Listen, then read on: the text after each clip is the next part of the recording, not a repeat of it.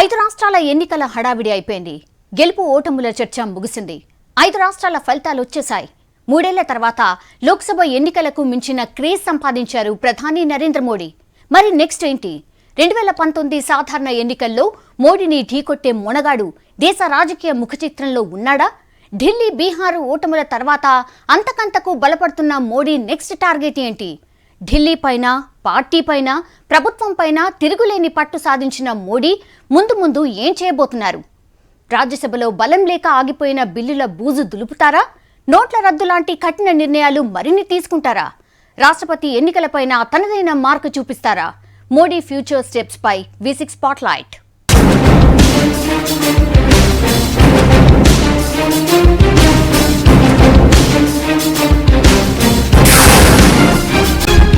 అతిపెద్ద రాష్ట్రం యూపీలో కల్లో కూడా ఊహించని విజయం. కాంగ్రెస్ చేతిలో ఉన్న ఉత్తరాఖండ్లో బంపర్ మెజార్టీతో విక్టరీ. గోవాలో బలం లేకున్నా బీజేపీదే ప్రభుత్వం. పంజాబ్లో ఓడినా అది శిరోమణి అకాలీదళ్ అకౌంట్లో పడింది. ఆశల్లేని మణిపూర్లో అదరగొట్టింది. 5 రాష్ట్రాల్లో ఆశించిన దానికన్నా అంతకు మించిన ఫలితాలే సాధించింది బీజేపీ. దాంతో మోడీ బలం మరింత పెరిగింది. మరి నెక్స్ట్ ఏంటి?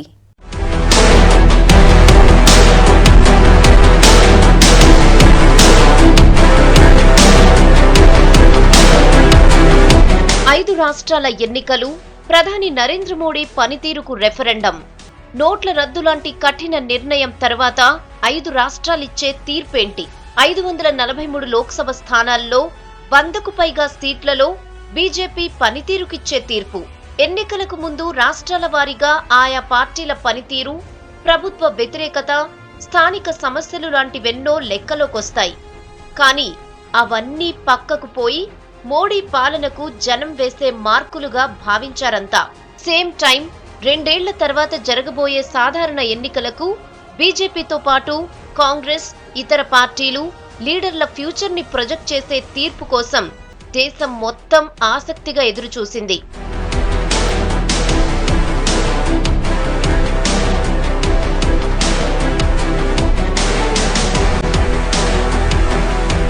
ఐదు రాష్ట్రాల ఎన్నికల ఫలితాలొచ్చాయి.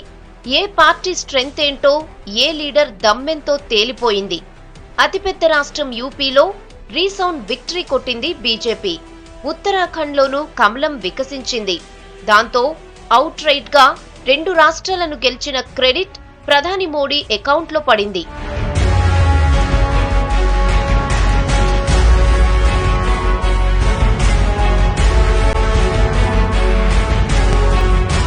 పంజాబ్లో ఓడినా నోట్ల రద్దు ప్రభావంపై తీర్పు కన్నా శిరోమణి అకాలీదళ్ ఫ్యామిలీ పాలిటిక్స్, అవినీతిపై పంజాబీల కసి కనిపించింది. అకాలీలతో పొత్తుండటంతో బీజేపీని దెబ్బతీసింది. గోవాలో ప్రభుత్వ వ్యతిరేకతతో వెనుకబడినా అది మోడీ అకౌంట్లోకి రాలేదు. మణిపూర్లో 0 నుంచి 21 సీట్లు సాధించడం గొప్పే.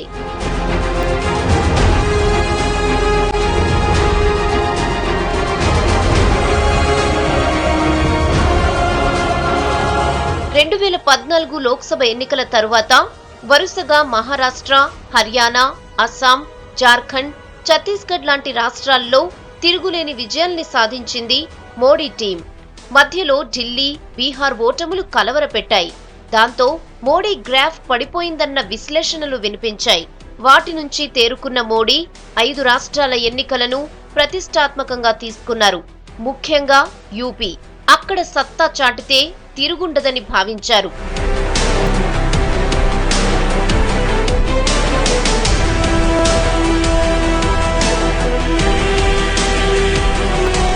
నిజానికి యూపీలో తాను ప్రధాని అన్న విషయం మర్చిపోయి రాష్ట్ర నేతగా విస్తృత ప్రచారం చేశారు. మోడీని 5-6 సభల్లో కనిపించేలా చేస్తే చాలనుకుంది యూపీ బీజేపీ. కానీ 30కి పైగా బహిరంగ సభల్లో పాల్గొన్నారు మోడీ. రోడ్ షోలు, మీటింగ్లు, సమ్మేళనాలు ఎంత వీలైతే అంత చేశారు. చివరికి వారణాసిలో 3 రోజుల పాటు మకాం వేసి పార్టీ బరువును తన భుజాలపై మోశారు. 2014 లోక్సభ ఎన్నికల్లో కూడా తాను పోటీ చేసిన వారణాసి సెగ్మెంట్లో సింగిల్ నైట్ గడపలేదని బీజేపీ శ్రేణులు గుర్తు చేస్తున్నాయంటే యూపీని ఎంత సీరియస్ గా తీసుకున్నారో అర్థం చేసుకోవచ్చు.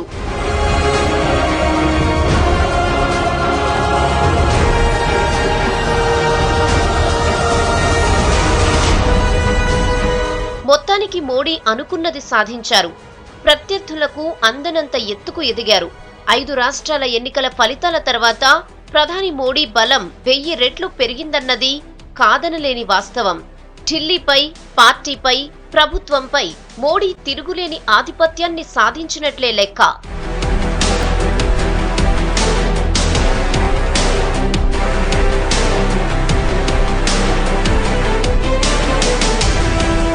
ఉత్తరాదిలో బీజేపీ తిరుగులేని స్థితిలో ఉంది. Next target Gujarat, Himachal Pradesh, Karnataka. గుజరాత్లో బీజేపీదే ప్రభుత్వం. 15 ఏళ్ల ప్రభుత్వ వ్యతిరేకతను ఎదుర్కొని అక్కడ గెలవడం సవాలే. హిమాచల్ ప్రదేశ్ చిన్నదైనా గెలవాల్సిందే. వచ్చే ఏడాది సౌత్లో కర్ణాటకకు ఎన్నికలు జరగబోతున్నాయి. దక్షిణాదిలో బీజేపీకి బలమున్న ఏకైక రాష్ట్రం కర్ణాటక మాత్రమే. ఈసారి దాన్ని దక్కించుకుంటే ఇక తిరుగుండదన్నది మోడీ వ్యూహం.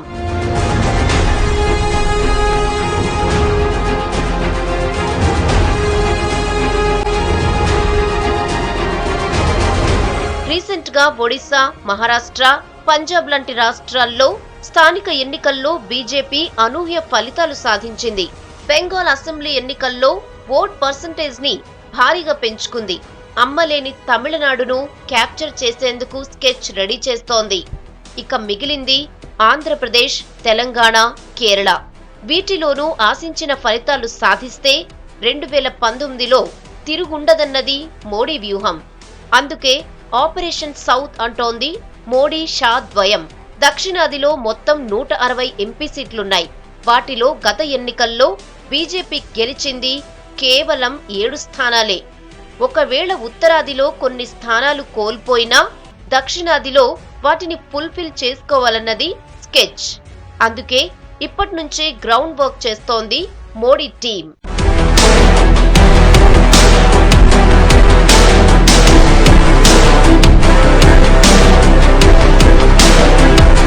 మోడీని ఢీకొట్టే ఫేస్ అనుకున్న రాహుల్ వరుస పరాజయాలతో ఢీలా పడిపోయాడు. జాతీయ పార్టీలకు ఆల్టర్నేట్ అవుతుందనుకున్న ఆప్ చాప చుట్టేసింది. థర్డ్ ఫ్రంట్, ఫోర్త్ ఫ్రంట్ ఫేస్తో పీఎం రేసులో ఉన్న నేతలంతా సైడ్ అయిపోయారు. మరి మోడీకి పోటీ ఇచ్చేదెవరు? 2019లోనూ వార్ వన్ సైడేనా? 2024 ఎన్నికలకే ప్రతిపక్షాలు వ్యూహరచన చేసుకోవాలన్న ఉమర్ అబ్దుల్లా ట్వీట్స్లో నిజమెంత? జాతీయ రాజకీయాల్ని శాసించే నేతల ప్రస్తుత పరిస్థితి ఏంటి?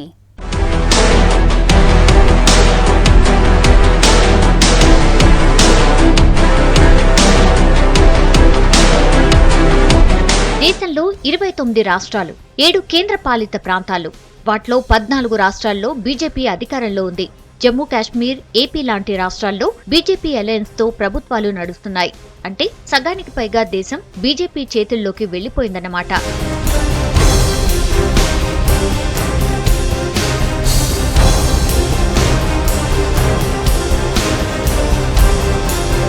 యూపీలో గెలుపు తర్వాత ప్రత్యర్థులకు మోడీ స్ట్రాంగ్ మెసేజ్ ఇచ్చినట్టయింది. ఢిల్లీకి దగ్గరిదారి అయిన యూపీలో ప్రత్యర్థుల్ని చావు దెబ్బతీసి కొందరికి పొలిటికల్ కెరీరే లేకుండా చేశారు. ఒకే దెబ్బకు 5-6 పిట్టల్ని కొట్టినట్టయింది. యూపీలో ఓటమితో రాహుల్ ఆల్మోస్ట్ ఫేడౌట్ అయినట్టే అని పరిశీలకులు భావిస్తున్నారు. మోడీ వ్యూహ చతురతను ఏ దశలోనూ అడ్డుకునే శక్తియుక్తులు రాహుల్కు లేవని తేలిపోయిందంటున్నారు. రాహుల్పై ఐరన్ లెగ్ ముద్ర మరింత బలపడిపోయింది.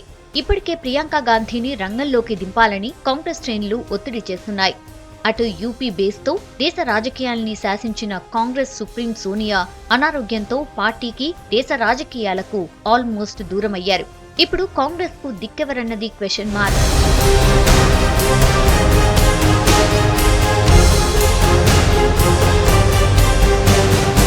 ఎన్నికలకు ముందు యూపీలో అఖిలేష్ సత్తా చాటితే 2019లో కీలకమవుతారన్న ప్రచారం జరిగింది. నేతాజీని పక్కకు తప్పించి పార్టీని క్యాప్చర్ చేయడంతో అఖిలేష్ సత్తాపై అంచనాలు పెరిగాయి. కానీ ఫలితాల తర్వాత అఖిలేష్ ఆశలు ఆవిరయ్యాయి. ప్రధాని పదవిపై ఎన్నో ఆశలు పెట్టుకున్న ములాయం శకం కూడా ఈ ఎన్నికలతో ముగిసినట్టే అని పరిశీలకుల భావన.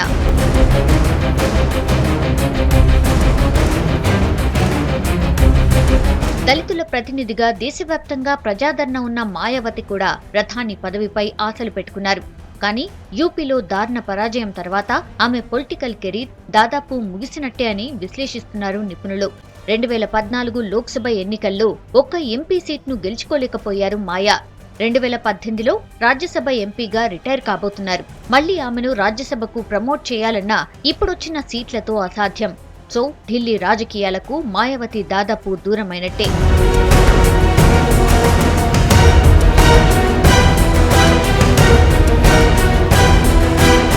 ఇక జాతీయ పార్టీలకు ఆల్టర్నేట్ గా అనుకున్న ఆమ్ ఆద్మీ పార్టీ అస్సలు పర్ఫార్మెన్స్ చేయలేకపోయింది. పంజాబ్ లో అధికారంలోకి వస్తామని కలలుగన్న ఆప్ ప్రధాన ప్రతిపక్షం హోదాకు పరిమితమైంది. గోవాలో సత్తా చాటుతుందనుకుంటే అసలు బోనీయే కొట్టలేకపోయింది. నిజానికి పంజాబ్, గోవాలో ఆప్ సత్తా చాటి ఉంటే బీజేపీ, కాంగ్రెస్ పాలిత రాష్ట్రాలకు ఆల్టర్నేట్ గా మారేదని భావించారు. కానీ ఈ ఎన్నికలు కేజ్రీవాల్ క్రేజ్ పైనే అనుమానాలొచ్చేలా చేశాయి. మోడీకి జాతీయ స్థాయిలో ధీటైన ప్రత్యర్థి అనుకున్న కేజ్రీవాల్ చరిష్మా ఇక ఢిల్లీకే పరిమితమేనా అన్నట్టు తయారైంది.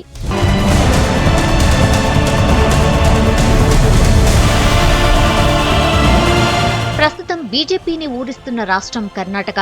కాంగ్రెస్ చేతిలో మిగిలిపోయిన ఏకైక అతిపెద్ద రాష్ట్రం. సిద్దిరామయ్య సర్కార్పై వ్యతిరేకత బాగానే ఉంది. అక్కడ కాంగ్రెస్ కు ఆల్టర్నేట్ బీజేపీనే. ఇప్పటికే కర్ణాటక కోసం స్కెచ్ గీస్తోంది బీజేపీ.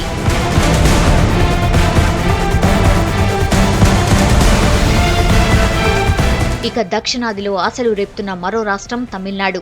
అమ్మ మరణం తర్వాత అరవ సంక్షోభాన్ని క్యాష్ చేసుకునేందుకు విశ్వ ప్రయత్నాలు చేస్తోంది బీజేపీ. పార్లమెంటు ఉభయ సభల్లో అన్నా డీఎంకేకు 50కి పైగా ఎంపీ సీట్లు ఉన్నాయి. లోక్సభలో అవసరం లేకపోయినా రాజ్యసభలో అన్నా డీఎంకే సపోర్ట్ తప్పనిసరి. శశికళ జైలుకెళ్లడంతో మోడీ చెప్పినట్టల్లా ఆడాల్సిన గత్యంతరం అన్నా డీఎంకేది. అమ్మ బతుకున్నంత కాలం ఢిల్లీ వైపు చూసిందీ లేదు. తన రాష్ట్రంలో కేంద్ర మాటలు సాగనివ్వలేదు. సేమ్ టైం నేషనల్ పాలిటిక్స్ మీద అమ్మ ఇంట్రెస్ట్ చూపించలేదు. ఆమె మరణం తర్వాత తమిళనాడులో రాజకీయ శూన్యత ఏర్పడింది.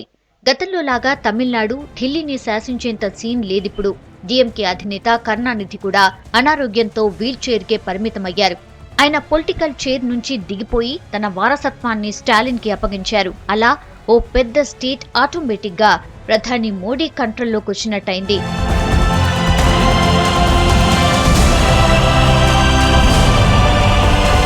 లోక్సభలో 4వ అతిపెద్ద పార్టీ తృణమూల్ కాంగ్రెస్. బెంగాల్లో వరుసగా రెండోసారి అధికారంలోకి రావడంతో మమతా బెనర్జీ క్రేజ్ ఓ రేంజ్ లో పెరిగింది. నోట్ల రద్దుతో మోడీపై నిప్పులు కక్కారు. మోడీ వ్యతిరేక శక్తులన్నింటినీ ఏకం చేసి ఇప్పటికిప్పుడు కాకపోయినా 2019లో అయినా ప్రధాని పదవి చేపట్టాలని పావులు కదిపారు. కానీ దీదీ దూకుడుకు బ్రేకులేశారు మోడీ. ఇప్పుడు ఆమె కూడా సైలెంట్ అయిపోయారు.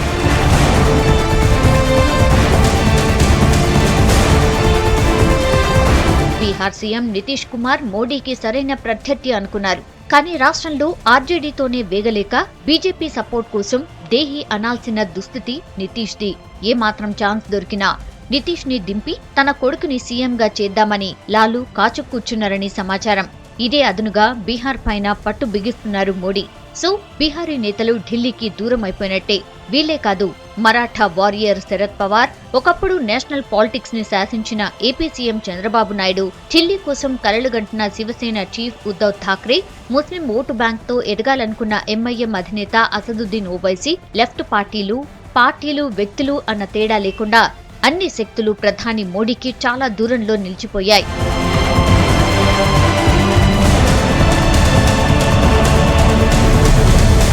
అందుకే ఇప్పుడు దేశం మోడీని ఢీకొట్టే మొనగాడి కోసం ఎదురు చూస్తోంది.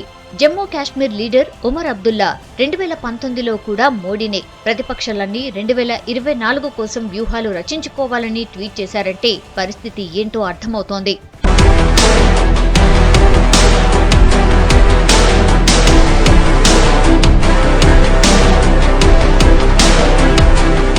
లోక్సభలో సాలిడ్ మెజార్టీ ఉంది. రాజ్యసభలో బలం పెరగబోతోంది. ఎన్నికలకు ముందు ఏడాది ప్రధాని మోడీకి కీలక బిల్లుల దుమ్ము దులిపి ఎన్నికలకు వెళ్లే ఛాన్స్ ఉంది. ఢిల్లీ పైన, పార్టీ పైన, ప్రభుత్వం పైన పూర్తి పట్టు సాధించిన మోడీకి ఇక ఎదురు లేనట్టేనా? 2019 ఎన్నికల కోసం ఎలాంటి గ్రౌండ్ వర్క్ ప్రిపేర్ చేయబోతున్నారు?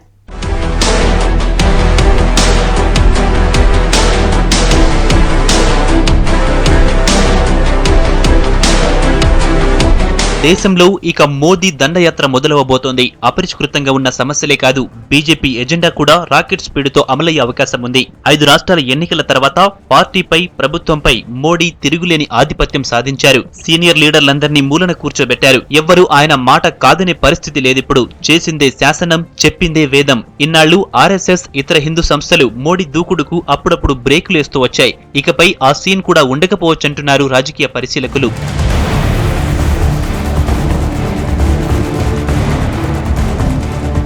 యూపీలో ఎన్నో దశాబ్దాలుగా రగులుతున్న రామమందిర నిర్మాణానికి మోదీ పరిష్కారం చూపుతారన్న ఆశాభావంతో ఉంది కాషాయదళం. అధికారంలోకొస్తే రామమందిరం నిర్మిస్తామని చాలాసార్లు హామీ ఇచ్చింది బీజేపీ. ప్రస్తుతం రామమందిరం బాబ్రీ వివాదం సుప్రీంకోర్టులో ఉంది. దానికి కోర్టు బయట పరిష్కారానికి ప్రయత్నించే ఛాన్స్ ఉందని పరిశీలకుల భావన. రామమందిర నిర్మాణం పూర్తి చేసే 2019 ఎన్నికల్లో హిందూ ఓట్లను గంపగుత్తగా కొల్లగొట్టే అవకాశం ఉందని భావిస్తోంది బీజేపీ.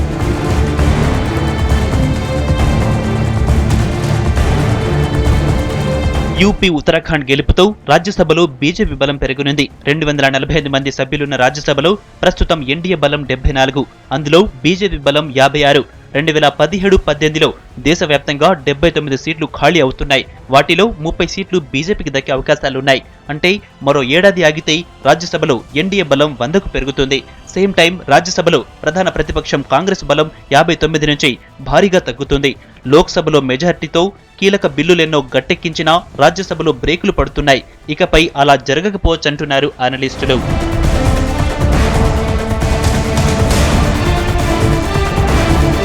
ఈ ఏడాది జూన్లో రాష్ట్రపతి ఎన్నికలు జరగబోతున్నాయి. యూపీ, ఉత్తరాఖండ్లో గెలుపుతో బీజేపీ అభ్యర్థి విజయావకాశాలు మరింత మెరుగుపడినట్టే. రాష్ట్రపతి ఎన్నికల్లో ఓట్ల సంఖ్య 10,98,882.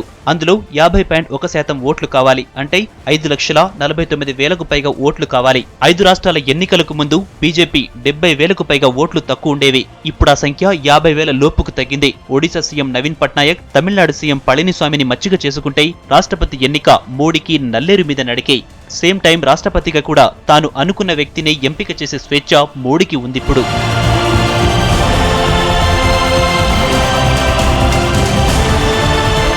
నోట్ బందీ చాలా చిన్న విషయం. ముందు ముందు మరిన్ని కఠిన నిర్ణయాలు ఉండబోతున్నాయంటున్నాయి బీజేపీ శ్రేణులు. బినామీ ఆస్తులు, విదేశీ అకౌంట్లు, నల్లధనంపై మరిన్ని కఠిన నిర్ణయాలు తీసుకునే అవకాశం ఉందంటున్నారు. మహిళా బిల్లు, భూ సంస్కరణ బిల్లు ఏకకాలంలో అసెంబ్లీ, పార్లమెంట్ ఎన్నికల్లాంటి బిల్లులన్నింటినీ బూజు దులిపి ఆమోదించి పట్టాలెక్కించే అవకాశం ఉందని భావిస్తున్నారు. భారత రాజకీయ చరిత్రలో ఇందిర తర్వాత అత్యంత శక్తివంతమైన లీడర్గా తనదైన ముద్ర వేయాలన్న పట్టుదలతో ఉన్నారు మోడీ. అందుకే రాబోయే కాలంలో మరింత దూకుడుగా వెళ్లే అవకాశాలే ఎక్కువ అన్నది పరిశీలకుల భావన.